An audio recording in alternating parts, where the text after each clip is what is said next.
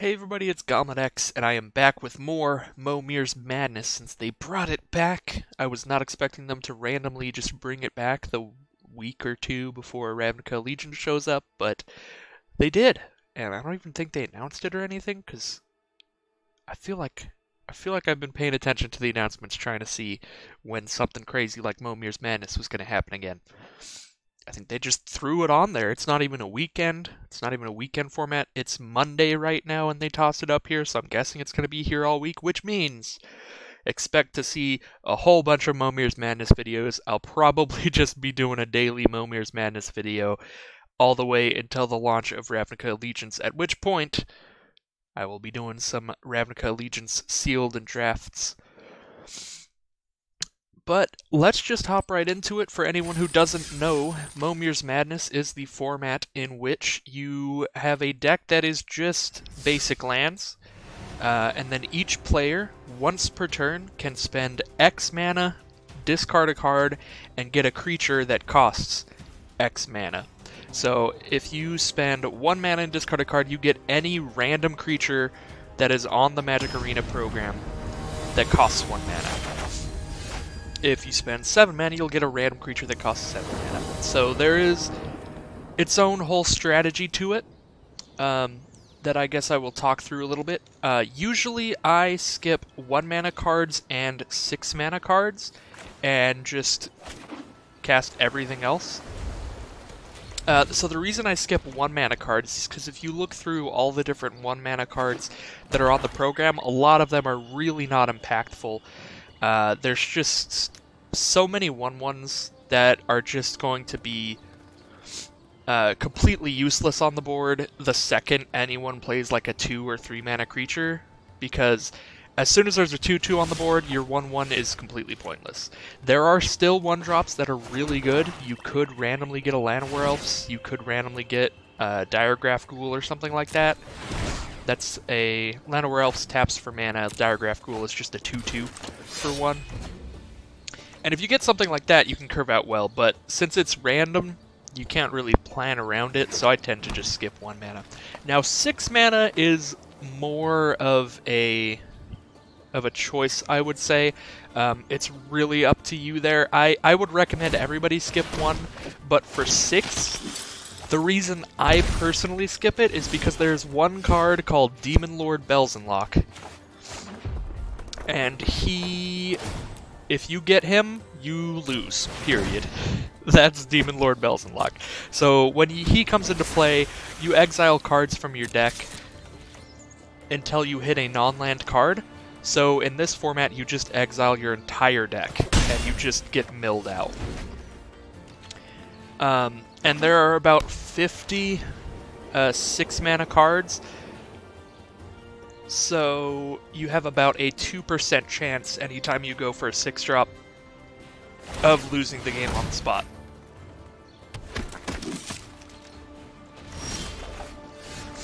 Other than that, I would just play the most expensive card you can play every turn. And that's pretty much the strategy now. There used to be a really big strategy of always trying to hit 9 mana because of... Do I want to attack here? So if I attack, they have to double block, so I'm just trading my 3/3 for their bodyguard. And if they swing in, I can just block with my 4/5. Yeah, I'm not attacking. Anyways, before Guilds of Ravnica went into the format, there used to be a major strategy of just always trying to hit 9 mana. Because 9 mana was a guaranteed Zacama before. Zacama is this really powerful card. It's a 9/9, like, trample vigilance reach, I think. And you can spend 3 mana to do 3 damage to anything, or 3 mana to destroy an artifact or enchantment, or 3 mana to gain 3 life. So, yeah, now that Guilds of Ravnica is in the format, at 9 mana there are 3 different cards, so you have a 33% chance of hitting Zacama at 9. And other than that, you get a bunch of pretty mediocre stuff. You could spend 9 mana for a 7/5 hexproof, or a 6/6 that returns a land from your graveyard to the battlefield. So they got a Twilight Prophet, and that is really, really good if they get the City's Blessing, which they're at 7 right now, which means next turn they play a land. They're at 8. play a thing, then they have 9 permanents, so they're going to get the City's Blessing real soon. So if I get any way to kill that thing, I'm going to want to, because that's just a free card draw every turn, and it's also flying. Flying is very good in this format, because you can never really count on getting flyers. I think I will go ahead and swing in now. I've got the 5/4 to block. The only way that they could... Alright, that was unexpected, but that's fine with me. I was going to say, the only way they could kill my 4/4 there is to either put their 2/4 in danger by blocking with these two, or let me kill both their 3/3 and their 1/1. Both of those are fine trades for me. I'd trade this guy for their 2/4 or their other 2 creatures.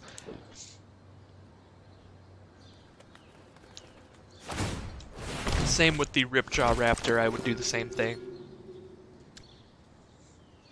So they went for a 2-mana card. I'm not entirely sure why.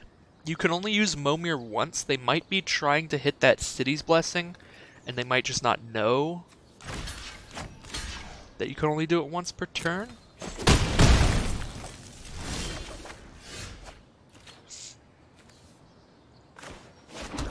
Confusing play from the opponent. I'm not sure why.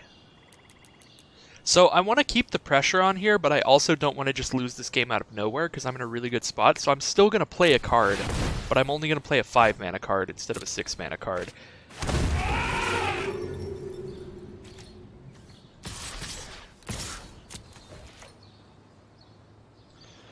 Because again, if I go for a 6-mana card, I could just lose hitting a Demon Lord Bells and Lock.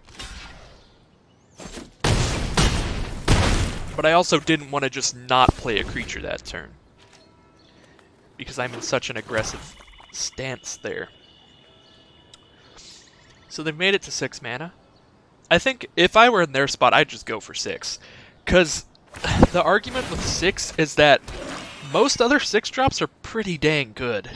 You know, it's probably worth that 2% chance of losing, because you could get something like Azor the Lawbringer that is just brutal, you know. And even just 5/5 Death Touch, that's pretty gas. However, I had a pretty aggressive start there, so it was hard for them to come back. So let's just hop into the next game here.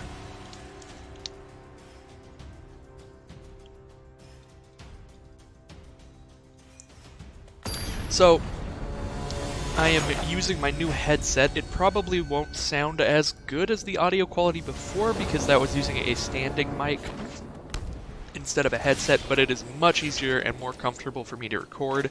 So I'm going to go over the audio quality on this video when I'm done.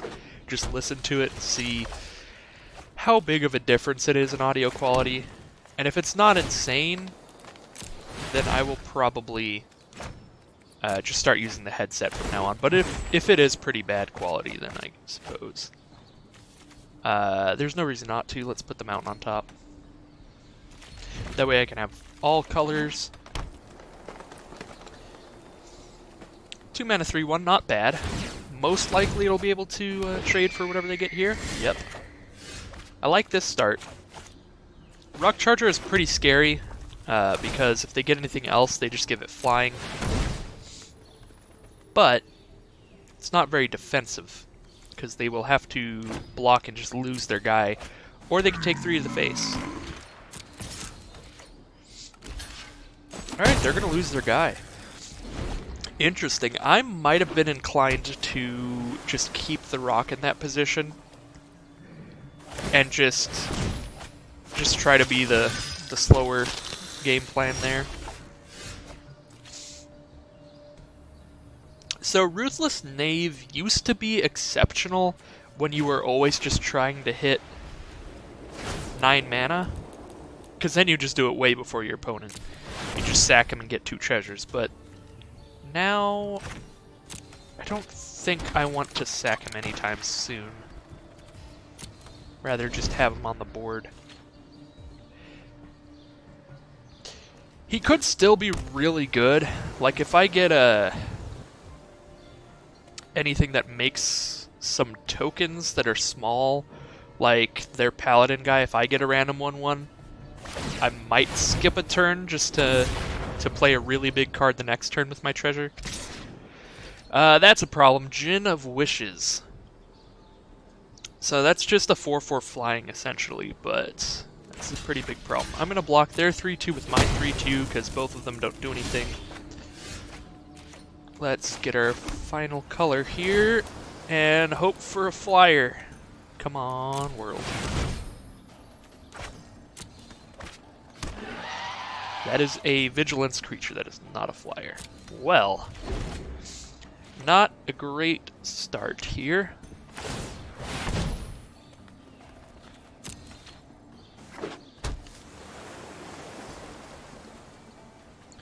Not a great start at all, plus my opponent just gets to keep playing lands off the top, so they're going to have card advantage. Card advantage in Momir literally just means that you're going to get to higher mana costs than your opponent, since you can only play one card a turn anyway. The highest mana cost that actually matters is 12, I think. At 12 you can get a Galta, which is just a big old 12/12 trample. I think 9 mana is really the top end. At 10 you can get like a 16/16 indestructible, so I think in this spot against this Djinn, I want to get the best card I can get, even if that means possibly losing. Well, that's not very good. That's a 3/3 lifelink. Alright, well, we're going to send in with the Baloth. Are they going to double block? Okay.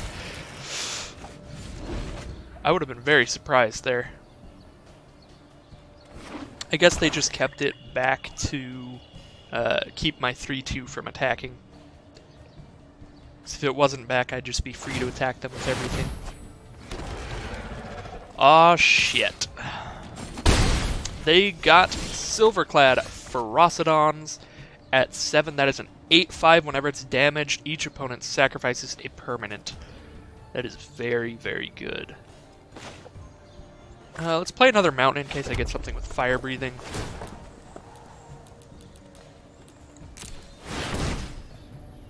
Let's see what we got here. Luckily, I have a 5/5, which is real good against an 8/5. Should I be on the aggro here? Should I save this to block their guy or just swing in? I think I'm just going to swing in, actually. We'll go on the aggro here. I killed him in 3 turns.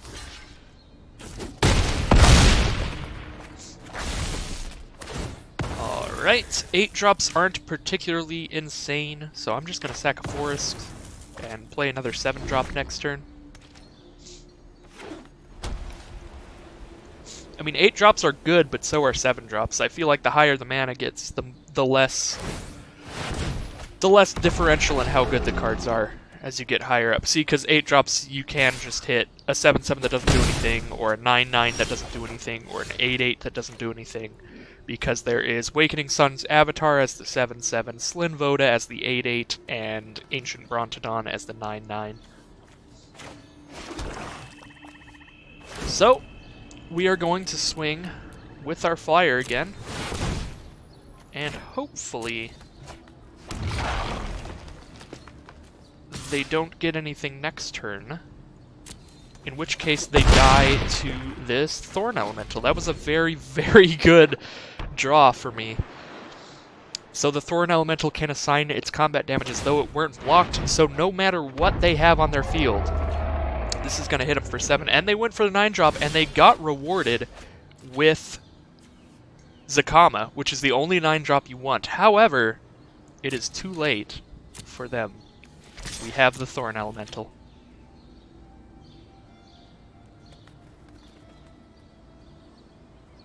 I don't know if they see it.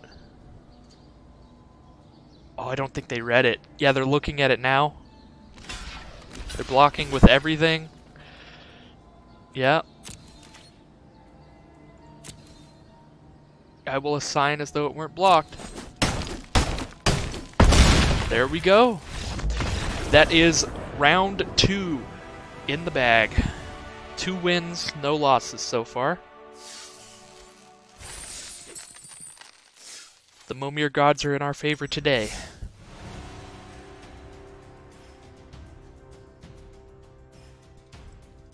I love how all of these tips during the loading are just completely irrelevant to Momir. Your hand is always just 7 lands. I don't know what you're talking about.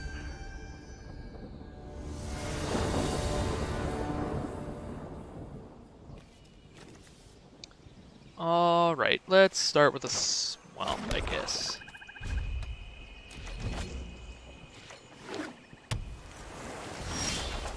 Swamps can be okay, as we've seen last game. Ruthless Knave has a ability that requires black mana. You'd want to swamp out for that. Still think mountains are the best land. Now that we got a Mystic Archaeologist, I'm definitely putting these islands out. Because then, turn 6, instead of playing anything, I can just draw 2 cards. Just to make sure I can make it to high mana cost stuff. Protean Raider. So, that was a mild misplay. I think if you're ever in a situation where your opponent has nothing on the board, if you're ever in a position where your attack is going to be safe, it's probably better to attack before you play your dude. Because, I don't know, I guess it depends on the number of raid cards versus the number of haste cards. And I'm actually not sure how those stats work out. Because if there's more haste cards than raid cards, then you'd want to play it first, but if there's more raid cards than haste cards, you want to play it second. Who knows? I'll discard my second swamp. When it attacks, you can sack creature. If you do, it gets +2/+2. It's just a 3/3 menace. That's not that exciting. I'll send in the 2/2. I think if they attack with the 4/2, I'll just take it. Because then they'll just have 1 creature, so my 3/3 menace will get in there for sure. Ooh, they got a 4/2 menace? That's pretty threatening. So here's the island we need. So we have the mana to use the ability, but I'm not going to use it this turn, because I want to play 5-drop.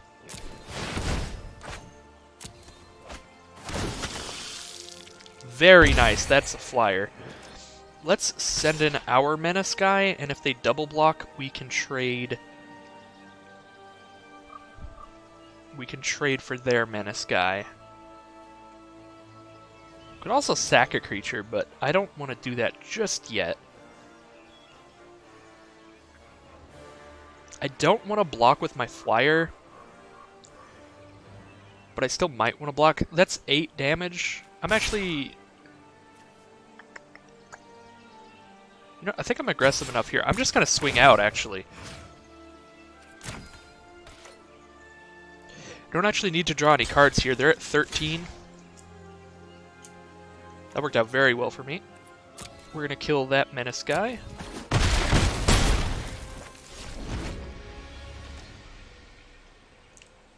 Next turn they go down to 6 unless they get a flyer. See, I got to attack with this guy without even losing him, because I was thinking, well, I'm probably not on that game plan anymore. Because they're so close to dead here that I don't really need to hit these higher mana costs. So, let's hit a 5. Because again, I'm at 23, they're at 9. I have a flyer, they just have ground dudes. I don't want to spend that slight chance at losing. Well, that was a pretty bad draw there, but that's okay. We have a flyer. Next turn I can play a 7 mana card. Then I guess just keep spamming 7s and 8s.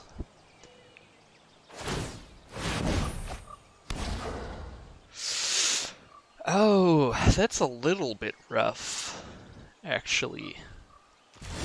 So they get to gain some life, so they're no longer dead in 2 turns. They're dead in, God, 4 turns? That gives them 2 more turns of getting hit. Okay, they're dead in 3 turns after this. I could always hit the haste flyer, so let's just play this out before combat and see.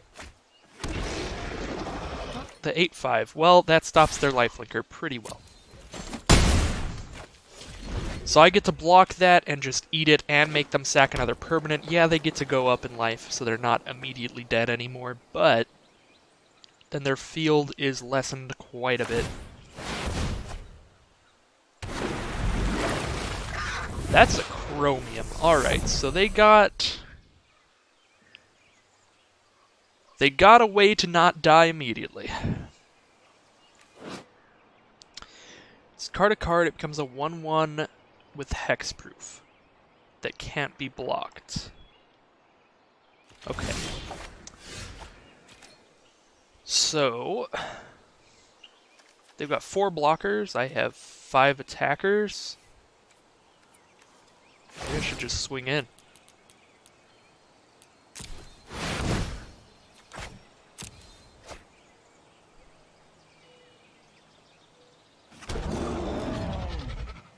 Ooh, they're super dead next turn. Okay, so if I just swing in, what happens? We'll trade there. Actually, we'll trade there. They will eat my flyer. They'll eat my 3/3. They'll eat my 2/2 and trade with the 2/1. Wait, I just made one of their creatures block 2 things in my mind there. Don't think an attack is good this turn, but next turn they're incredibly dead.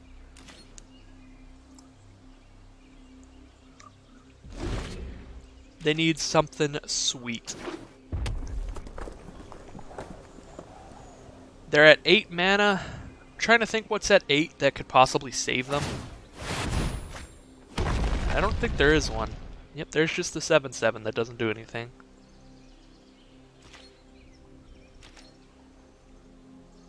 So they have 5 blockers and we have 6 attackers. I'll go for the 7-drop again. I know for sure if I hit a haste creature, they're just dead.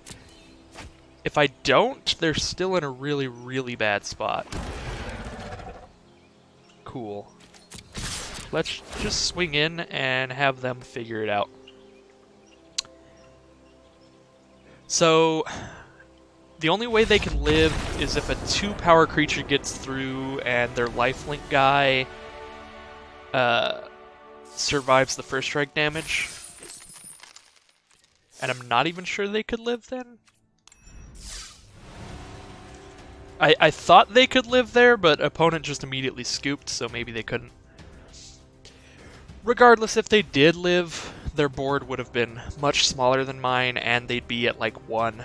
So I understand the scoop. Anyways, we are now 3-0, heading into the 4th game. Let's see how the cards crumble? Is that terminology, cards crumbling? I don't think so. Let's see the hand we're dealt. Looks like it's all lands. What a bunch of mana flood. They are going for a 1-drop, and they get a 1/1 that does not do anything. This is the poster child for why 1-drops are usually bad. It is super cool when you get a good 1-drop and just destroy your opponent, though. Like, it's super neat when you just go like Llanowar Elves and your opponent's like, ah, fuck. It is incredibly hard to beat Mana Ramp guy in Momir, because then your opponent's cards are just always better than yours. They got a 2/1 flyer. That's a really good 2-drop. That made up for their 1-drop a lot.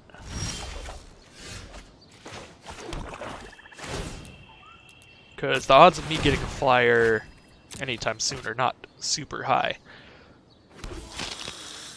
Lifelinker's nice. Problem is it only has 1 toughness, so that's kind of lame.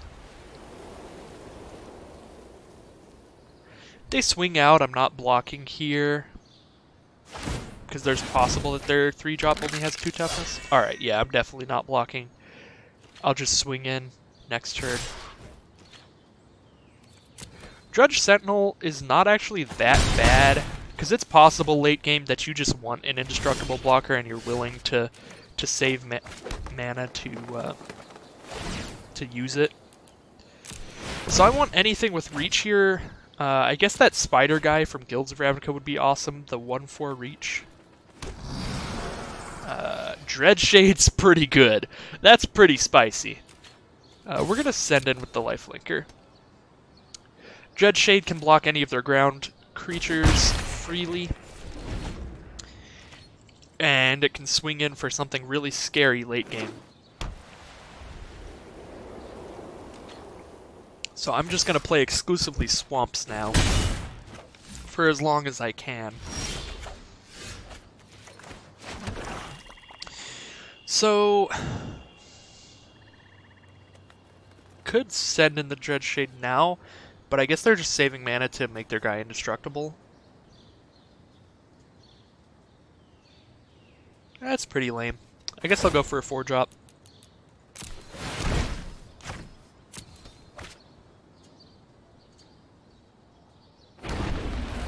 Yeah, so I guess they just saw that they're not in a position where they really have to play anything right now. As long as they have the cleric and I don't have any flyers, they can just sit, you know? So it was probably good for them to just sit and save the Sentinel to block. However, I got my flyer now. It is a 4/3 flying. That's it. When it dies, I get a 0/1, but the effect won't work because it's just a token, so it will not go to my graveyard and come back. It is just a 4/3 flyer that makes a 0/1 when it dies, which is still really good in Momir. I mean, let's be honest. They're not playing anything again. I guess they're really scared of this Dreadshade. Or maybe they're saving mana to play something real big? I mean... At this point, I'm definitely on the aggressive because they're just not playing cards. So we'll send these in. Oh no. Oh no! No, they used the ability before they blocked. Oh my god, that was sad.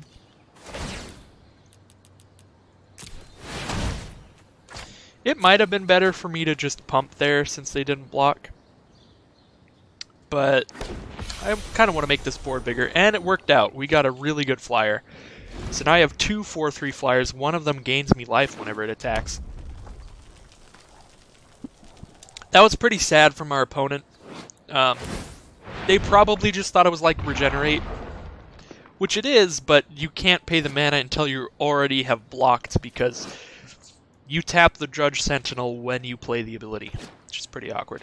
Muldroth is very nice, but it doesn't have flying, so I think they're still dead. I'm going to play this Swamp so that our Dreadshade is effectively a 7/7, and just swing in.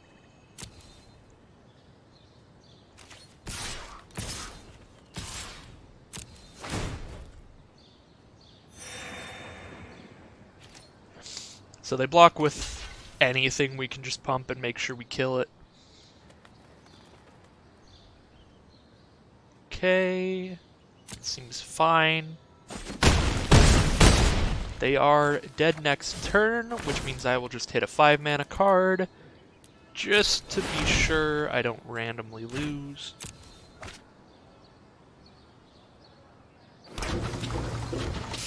And it's a 2/2. Nice. Well, it doesn't really matter. If they don't get a flyer right now, then it doesn't really matter that we just got a 2/2 for 5.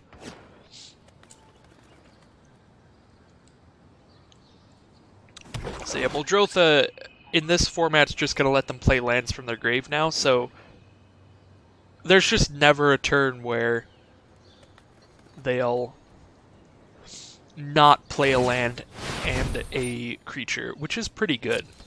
Because if the game goes long enough, then you can even get to like 20 mana, where you can just like play a thing and still have all the mana to use whatever abilities you want, which is nice. They did not get a flyer though, which means that the victory is ours.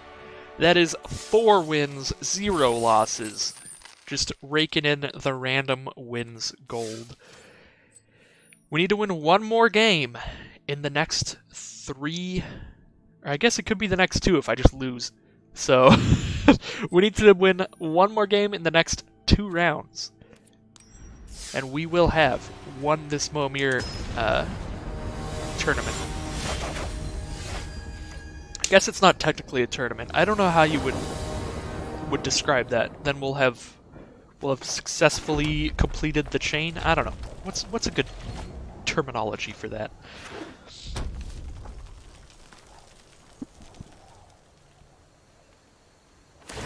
Guess we could just say we went 5 into X. So they got Torch Courier, which is probably one of the best 1-drops you can get. Not as good as Llanowar Elves, but it's pretty dang good. So it has the haste, so you get to hit your opponent for 1 at least 1 time. And then more importantly, it gives whatever creature you want haste later, which is actually pretty scary in Momir. So you could give, like, well, I mean, whatever you get, like, whatever kind of crazy 7-drop, just give it haste and go in there. So, I have a 1/2 flyer. The Surveil doesn't matter at all. I'm always going to be keeping the cards on top, just in case somehow it ends up becoming a mill game. So their 2-drop was not good.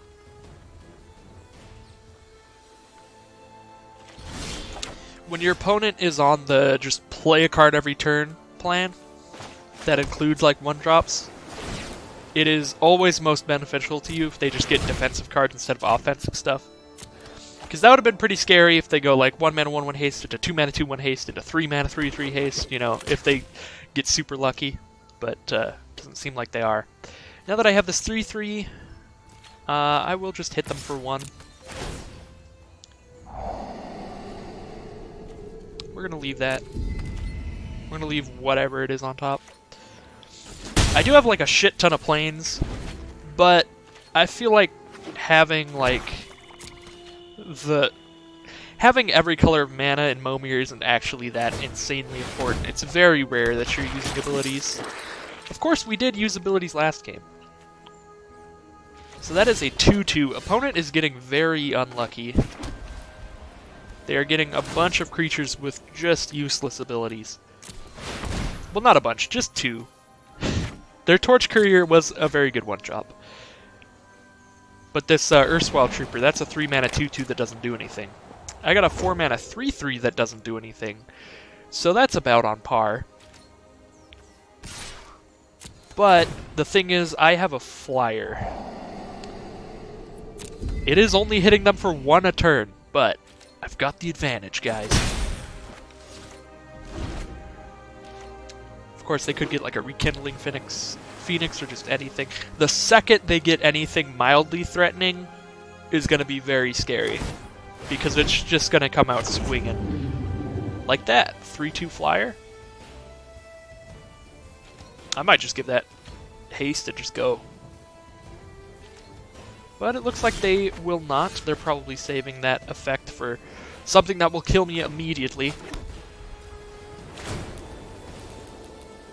And maybe they just don't want me poking them for 1 anymore. That is a 3/2 that does not do anything. So, this point, got a 2/2, a 1/1, and a 1/4 on the ground. I will just swing in with the 3/3s. Because at worst, they trade.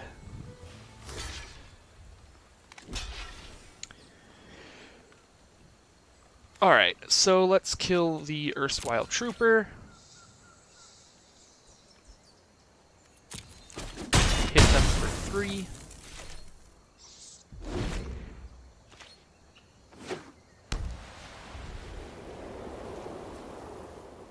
I'm actually very surprised they chose to kill Joyra,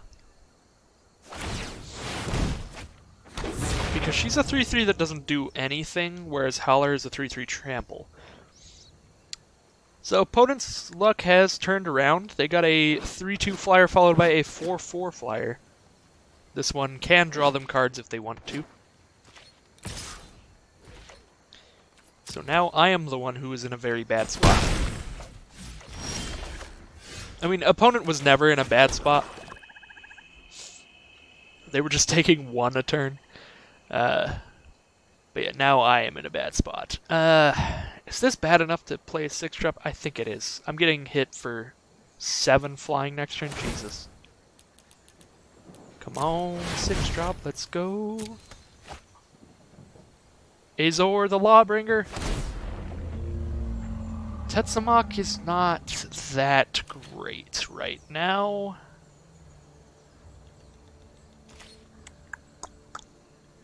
He's a 6/6, so he's aggressive, but that's pretty much it. I need defensive reach and flying stuff right now. Once again with the Torch Courier, surprised they didn't give the Jhin haste. Maybe they played it main phase 2, I don't remember. So here they are with their 6-drop. They got their own Tetsamok. So the Tetsamoks will bounce off each other if I do anything with them. I'm about to take 7, I go down to 9. I need a flyer or a reach creature now. So we're going to play a 7-drop and hope for an Elder Dragon. Come on. Chromium. What's the other one? Dairy Gas. Shit! This is not going well. I've got 1 turn to live.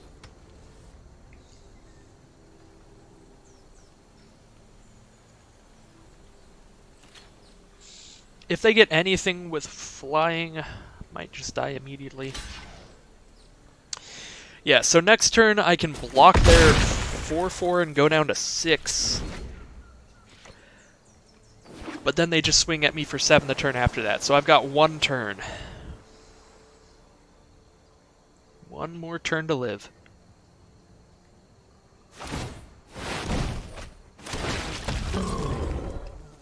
Okay, that's just a flat-out 6/5.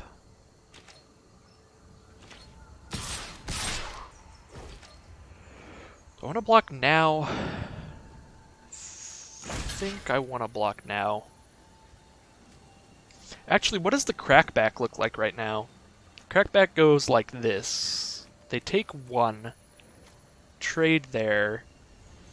Chump, take 4. 1 + 4, they take 5. That's not a crackback. We're just gonna block.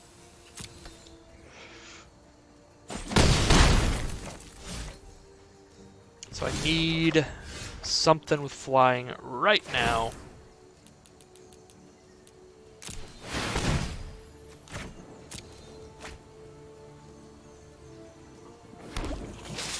Fleet Swallower is not it. So that is game. There's our first loss of, well, of the return of Momir, period. That's unfortunate. We got outflied.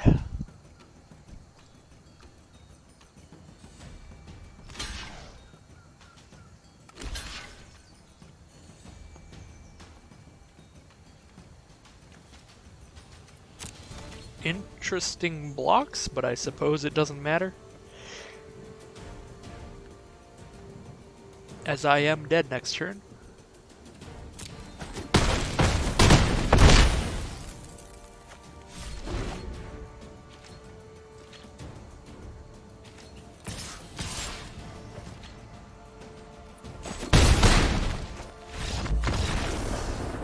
Alright. Time for the final game. Win or lose. Here's hoping it's a win. I guess, you know, I broke even. Well, I did better than that. I got my 500 gold back, got a card. I got 2 cards and 500 gold, so that's cool. However, I don't really care too much about Constructed, so Momir really, whenever I play Momir, all I really care about is if I'm always going to have enough gold to play another Momir, which it's very unlikely I won't. Because all of the daily win quests, just how you have the 30 wins to get stuff, usually just randomly spits out 100 gold every few wins. So like even if I do really badly, usually I can always afford Momir, which is cool.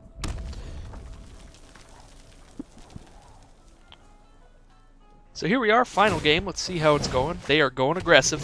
That's how it's going. They got a 1-mana 2/2, not terrible. Not bad at all. There are a few of those. You got that, you got Diregraph Ghoul, you got the bunch of 1-mana 2/1s. Let's see if I can get... Oh, that's rough. I got a 1/1. Just a straight up 1/1 for 2. Well, their 1-mana card's better than my 2-mana card, so that's cool. Do they have an island in their hand? I wonder why they're taking their time here. They don't have an island in hand? Wow.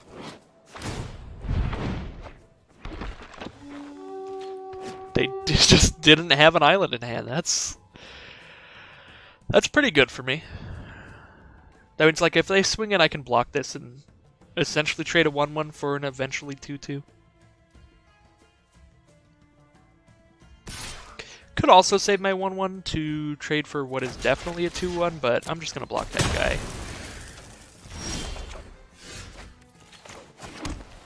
I feel like the odds of them drawing an island are pretty high.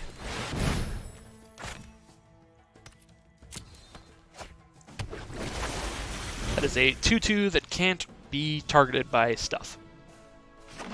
Basically at all, because any abilities that are going to be targeting our creatures are going to be like enter the battlefield effects, in which case they'd have already spent all their mana, so it just won't do anything.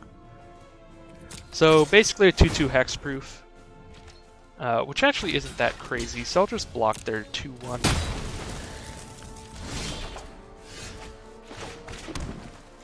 Play a 4-mana card here. See what we get.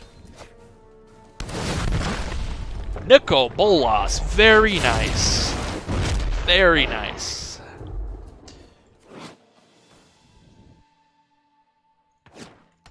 So he makes them discard a card, and he is a 4/4 flyer on turn 4. Very nice. Never use the second ability in Momir. You will exile your token, and it will never come back.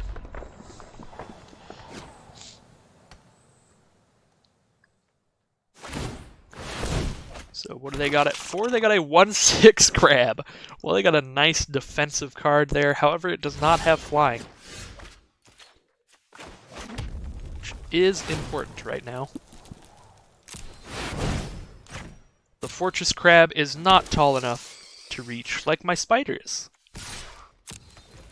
Mammoth Spider, a very good card in Momir, just because reach and flying is super important. So yeah, this guy, like, you've seen how the biggest threats that I've played against basically this whole time have been 4/4 flyers. This guy just blocks them, which is super nice. Like, that's been mainly like the scariest thing, has been 4/4 flyers. So the Soul Hunter Rakshasa, pretty cool card. It's always nice to see the arena-only cards come up because you never see them. You just never see them. So it's like, it's kind of hard to know that they even exist unless you're playing Momir, because none of them are really good enough for constructed, and obviously you never see them in real life or in draft. So I got a 3/4 that basically, if I get any more dinosaurs, then my other dinosaurs have really high toughness now, essentially. So I did not go for a 6-drop because, once again, I found myself in a winning position where, unless something pretty crazy happens, I think I'm in a good spot. Even if they get a 4/4 flyer, I'm still in a better position than them, I think.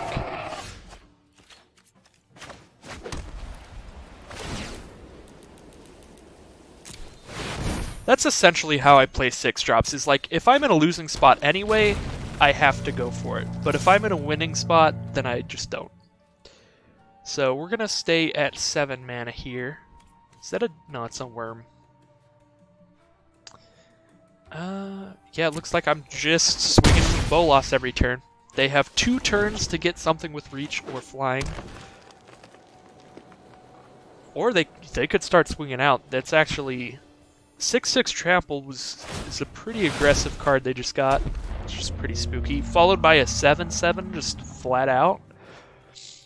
I'm actually a little scared of the crackback, and I think that's gotta be their plan now. They've gotta just go for it. Swinging with the 6/6 and the 5/5, I'd say. If I were them. And they do that exactly. So... yeah, I think I have to just lower their field as best I can. That seems like a pretty good block. They trade their 6/6 for my 3/5 reach, and we trade 5/5s. Then I still get to keep the 3/5 or the 3/4 as a chump blocker for the 7/7. Alright, see what our 7-drop is.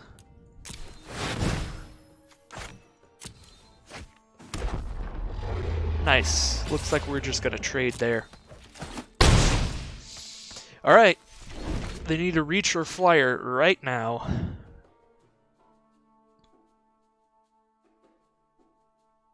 Or a meteor golem. That can always happen. They got a flyer, and it's a very nice one. That is a 3/7 flyer. Whenever anything with flying attacks, they get to draw a card. So I could still get an out here. I could get a Meteor Golem or a Derrygaz, and then they will still just die. Other than that, I'd like just anything decently big. That's pretty nice. Creatures deal damage equal to their toughness now. All of my creatures. So basically my 3/5 is now a 5/5, which is pretty nice. Sorry if you can hear that siren. The tornado sirens are going off. It's just a test thing. They do it every Monday at noon. God,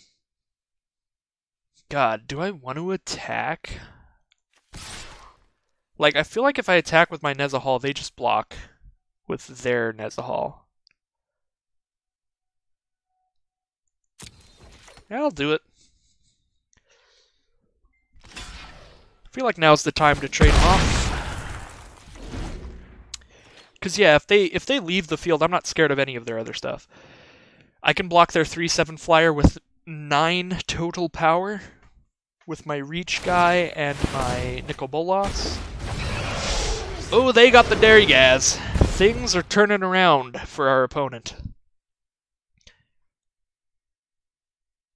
They are the one who knocks. I'm pretty spooked. I'm pretty spooked. This is a pretty hard choice for them, whether or not to attack here. So I understand them taking their time here. They are going to send in with Derrygaz.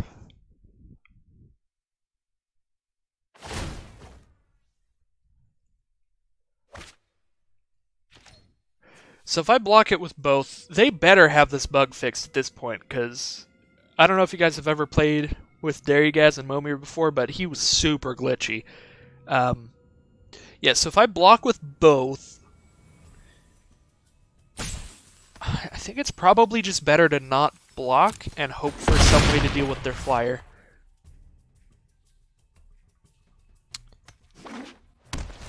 Next turn I will block, just to at least like see what happens. See if they fixed Derrygaz, or if he's still super glitchy during combat. Kazarov, that's super duper nice. Man, this game is gonna go interestingly.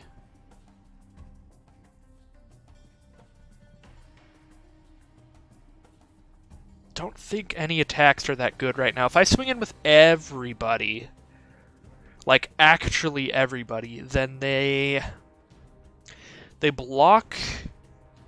They have to block Bolas with their flyer. Kazarov gets a counter, which means They block the 5/5 with their 1/6, the 6/6 with their 2/1. So then their 2/1 is gone. My Kazarov gets 3 counters on it. My Kazarov goes to being a 7/7. Then since he's a 7/7, and I'm at 8 life, so he's a 7/7, I die to any kind of removal.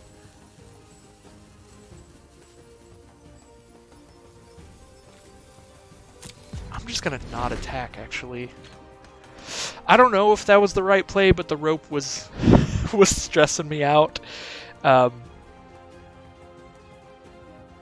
Yeah, next turn I can double Kazarov effect. That's a pretty nice Torgar. Oh. Oh no. Oh no. I think they thought it halved someone's life total. It does not. It returns their life total to half of their starting. So I thought they were just going to heal themselves there, but I think they misread it. So their Torgar actually just gained me 2 life, which is pretty nice for me. So I will play this forest. So Kazarov can get 2 counters. Shooting their guys.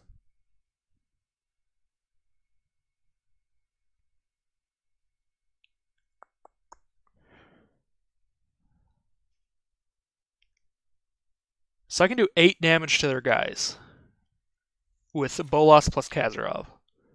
So I think I send in Bolas and kill whatever blocks.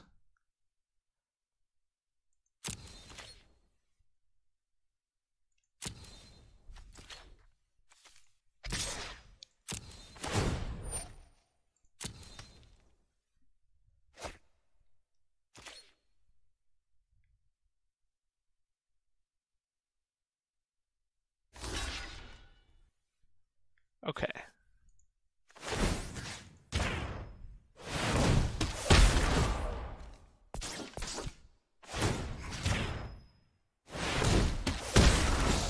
So we're trading Bolas for Darigaz. Kazarov goes to 7. It looks like they fixed Darigaz, which is nice. So now Kazarov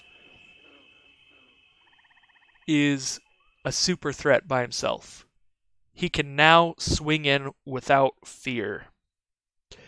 He can swing in. They have to chump with their 3/7 flyer. Zakama's super duper goddamn nice. That is 2 opponents today who the first 9-drop they got was Zakama. Probably have to just swing in.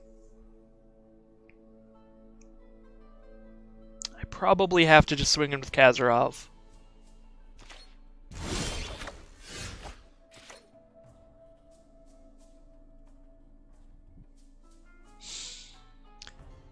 Trade with Zakama.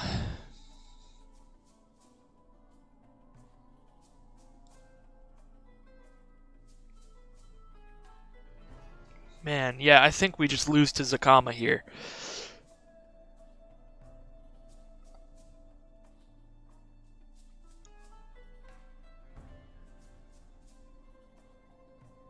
So they get to untap, they get to shoot 6 damage around to kill my Brontodon.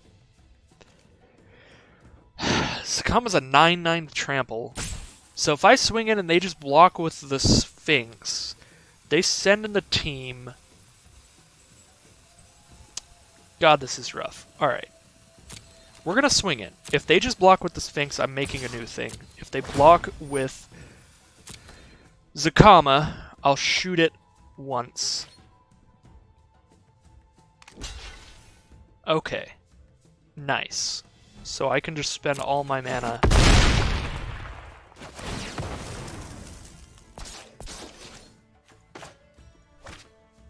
And get something. Verdant Force would be pretty nice. Zatalpa would be pretty nice. It's a Gishath. Gishath is okay. They can just shoot it twice to get rid of it. So they basically have to kill me now or I kill their Zakama. Yep, that's the 16/16 indestructible. It does not have trample, so I don't think it really changes much of anything. What are they doing? What are they doing? Oh, I think we just win. I think we just win. So I kill their Zakama, they've got nothing to block my flyer, and that's game.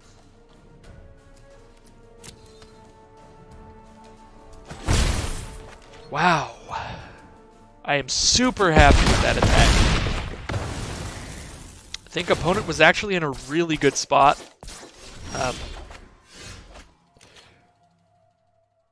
Well, not a really good spot. Actually, they probably would have lost either way. At that point, because Kazarov had gotten so large.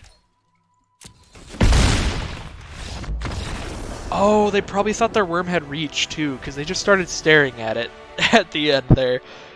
But, yeah, I don't know why they sent the Zakama in. Well, we did it, guys. 5 wins, 1 loss. That is a victory in our first run of the return of Momir's Madness. Thank you all for watching. Let's check out what we open here.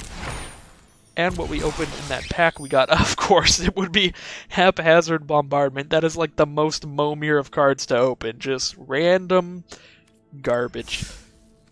Alright, let's see what we got in the pack. Anything good? I still need... I don't think I have a single Overgrown Tomb, so that'd be pretty nice. It's a Mythic Wildcard. That's certainly not bad. I definitely need rare wildcards more right now, but... Mythic Wildcard, not the worst.